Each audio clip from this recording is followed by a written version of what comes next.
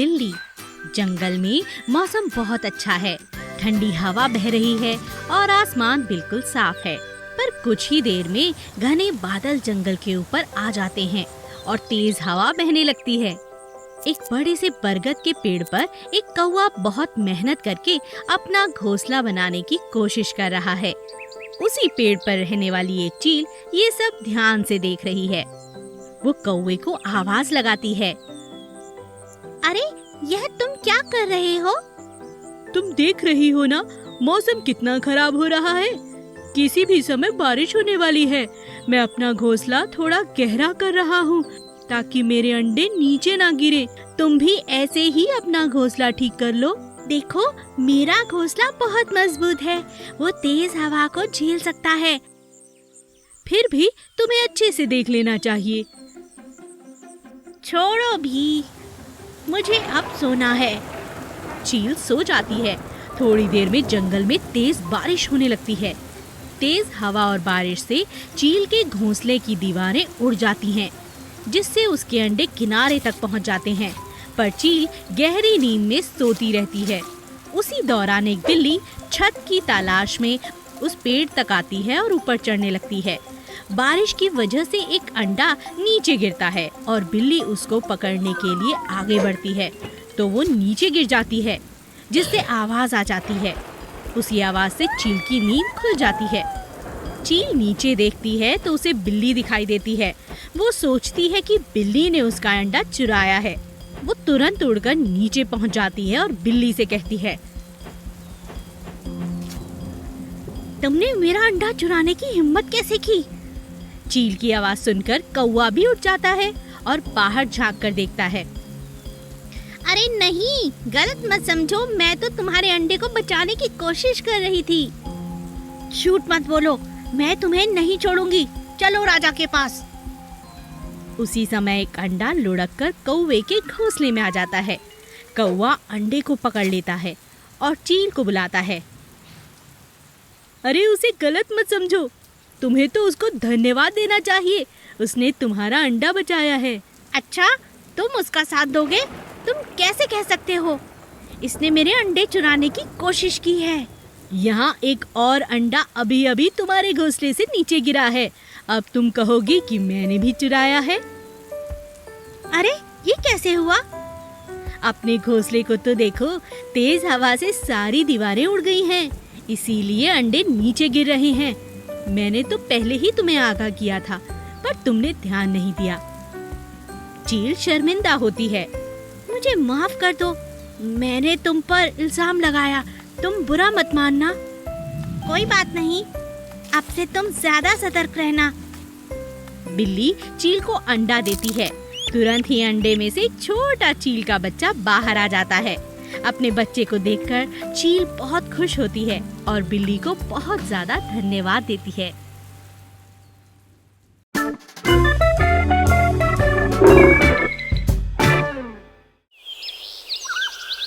एक प्यारा सुअर। एक छोटा सा घोड़ा उदास है। एक सुअर वहाँ से जा रहा था। वो देखता है कि घोड़ा बहुत उदास है, तो वो घोड़े के पास जाकर कहता है, क्या हुआ प्यारे दोस्त, तुम उदास दिख रहे हो? घोड़ा सुअर की तरफ देखता है पर कहता कुछ नहीं। बताओ, मुझे बता दो दोस्त। मेरे पिताजी पिछले हफ्ते दूसरे जंगल में गए थे, पर अभी तक वापस नहीं आए। बहुत चिंता हो रही है। तुम जानते हो, वो तो बहुत लंबा रास्ता है, वो बहुत दूर है और तुम्हारे पिताजी तो सारी जगह के बारे में जानते हैं, उन्हें कुछ नहीं होगा। पर फिर भी, सुअर उसकी बात काट कर कहता है, ऐसा बिल्कुल मत सोचो, खुश रहो, कुछ नहीं हुआ उन्हें। और दोनों हंसने लगते हैं। तुम्हें पता है, मैं कल झरने के पास गया था और वहाँ पर अब और भी सुंदर नजारा दिखता है। फिर तो दोनों कई सारी बातें करते हैं, मजाक करते हैं और खूब हंसते हैं। मुझे खुशी है कि तुम मुझे मिले। खुश रहा करो मेरे दोस्त, अच्छा लगता है। सुअर वहाँ से उठकर चल पड़ता है। अब घोड़ा सुअर से बात करने के बाद खुश है। एक भालू अपनी गुफा में बैठा है। वह बहुत बीमार है। उसके दरवाजे पर कोई खटकाता है। कौन है? मैं हूँ। अंदर आ जाओ। ये लो, तुम्हारे लिए सूप लाया हूँ। मैंने सुना है कि तुम बीमार हो। तुम कितने अच्छे हो, धन्यवाद। सुअर अब भालू के पास बैठ जाता है। क्या तुम्हें पता है, आज मुझे रास्ते में घोड़ा मिला था। थोड़ी देर तक वो दोनों बात करते रहते हैं। फिर सुअर वहाँ से चला जाता है। अगले दिन जब सुअर जंगल के इधर उधर घूम रहा था, तब एक शेर की नजर उस पर पड़ गई। वह झाड़ियों के पीछे छुप जाता है और उस पर कूदने के लिए आगे होता है। पर तभी एक बड़ा घोड़ा सुअर को बचा लेता है। यह घोड़ा उस छोटे घोड़े का पिता है जिसे सुअर पहले मिला था। मेरी जान बचाने के लिए शुक्रिया। तुमने मेरे बेटे का मन खुश किया था जब वह उदास था, तो क्या मैं तुम्हारी इतनी सी मदद नहीं कर सकता? मुझे खुशी है कि आप वापस आ गए। आपका बेटा अब बहुत खुश होगा। मेरी तरफ से उसे हेलो कहना। हाँ जरूर, फिर मिलेंगे, बाय। जब सुअर अपने घर में घुसता है तो वहाँ भालू आकर उसे बुलाता है। हेलो दोस्त, मैं अब काफी ठीक हूँ। मैंने सोचा कि तुमसे मिलकर आऊँ। आपका स्वास्थ्य देखकर मुझे अच्छा लग रहा है। थैंक यू, धन्यवाद।